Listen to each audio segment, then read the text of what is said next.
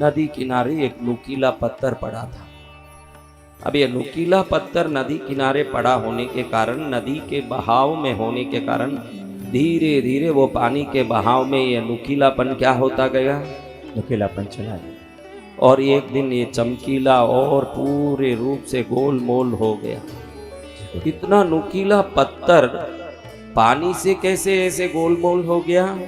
क्योंकि कोई भी वस्तु हो जब निरंतर उसका प्रयोग होगा तो उसका प्रभाव हर वस्तु पर आता है। मंत्र जप और यज्ञ का तात्पर्य यही है कि नुकीला जीवन को निरंतर अनुष्ठान के द्वारा चमकीला बनाना ही यज्ञ का साधन का तात्पर्य है। अब हम सब नुकीले ही हैं, देखो कितने ही विकार है, कितने ही माया है।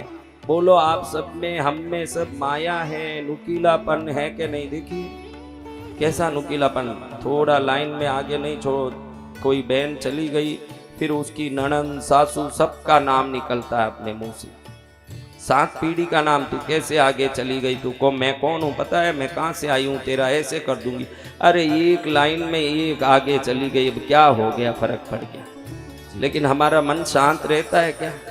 बिल्कुल समता नहीं। तो ये नुकीलापन कब जाएगा जीवन में? हमारे अवगुण, कुसंस्कार, हमारे जीवन में आए हुए सभी प्रकार की गंदगी कब जाएगी? ऐसे यज्ञों में बैठे रहोगे तो समझना ये नदी की बहाव की तरह है। निरंतर इसके बहाव के प्रभाव से हमारे अंदर कितना भी नुकीलापन हो, चिकनापन अपने आप आ जाएगा, बाद में स्वयं आएगा। जय गुरुदेव। हम खुद चिकने हो जाएंगे, व्यवस्थित हो जाएंगे, क्योंकि पानी के बहते पत्थर भी चिकना हो जाता है। तो हम तो मनुष्य हैं, उससे तो कहीं ऊपर हैं।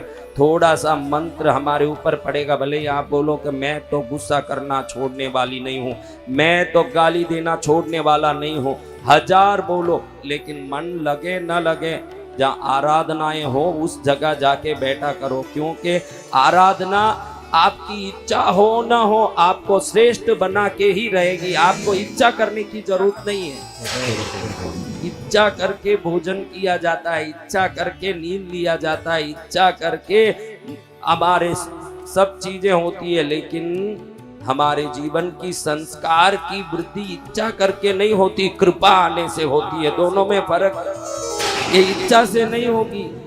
कितने ही दारूडिये हैं जो इच्छा करते हैं और पत्नी को शपथ लेते हैं कि कल से नहीं पीऊंगा। इच्छा करता है बेचारा, बोलता है कि कल से हाथ नहीं लगाऊंगा, तेरी सौगन, तेरी माँ की सौगन, अपना सौगन नहीं लेगा, तो पूरे ससुराल पक्ष की पूरे सौगन ले लेगा। मालूम है जाएगी तो अच्छा ही है, जा पूरे संसार का सौगन लेगा। लेकिन अगले दिन सुबह देखे तो उसी हिलते ढूलते रूप में आएगा जिस रूप में रोज शाम को घर आता था। इसका कारण है कि आपके व्यसन, आपकी कुसंस्कार, आपके जीवन के दुख दरिद्र पीड़ा, ये आपके प्रयत्न से नहीं, प्रभु की कृपा से ही जाएंगे। और कृपा पाने का सबसे बड़ा माध्यम है ईश्वर का नाम। क्या है? ईश्वर का नाम। जहाँ ईश्वर का नाम लिया जाता हो उस परिधि में अंदर भी बैठ जाओगे और नाम तारेगा। नाम तारेगा। क्या तारेगा? नाम तारेगा। नाम है तेरा तारनहारा। क्या कहते हैं? नाम है तेरा तारनहारा। हाँ, नाम है तेरा तारनहारा। ऐसे प्रभु का नाम लिया, पीड़ा मिटी, कष्ट मिटा, सुख आया, आनंद आया, मंगल हुआ। जय गुरु। हाँ देखो, एक गधे पर कितना भार लाद सकते हो, एक हाथी पर कितना भार लाद सकते हो? बोलो, गधे पर कितना लादोगे? 100 किलो, 150। हाथी पर 500 किलो, 800। यानी गधे में, हाथी में शरीर की शक्ति का फर्क है, तो उसका फिर उस प्रभाव का भी फर्क है कि नहीं? तो छोटा अनुष्ठान अगर छोटी वस्तु को उठा सकती है तो बड़ा अनुष्ठान बड़े से बड़े काम को सिद्ध कर सकते हैं। ये हाथी है। ये क्या है? हाथी है। हाथी आई है, ऐरावत हाथी। कौन सी हाथी? ऐरावत हाथी। हमारे हर बार को उठा सकती है। मेरे जीवन में बहुत भार है प्रभु, बहुत भार है।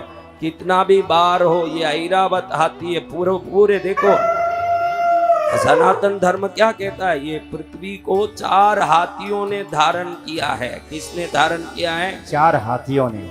4 हाथी मिलके पृथ्वी को धारण किए हुए हैं। तो ये हाथी है जो हमारे दुखों को उठा करके फेंक के हमको धारण कर सकता है।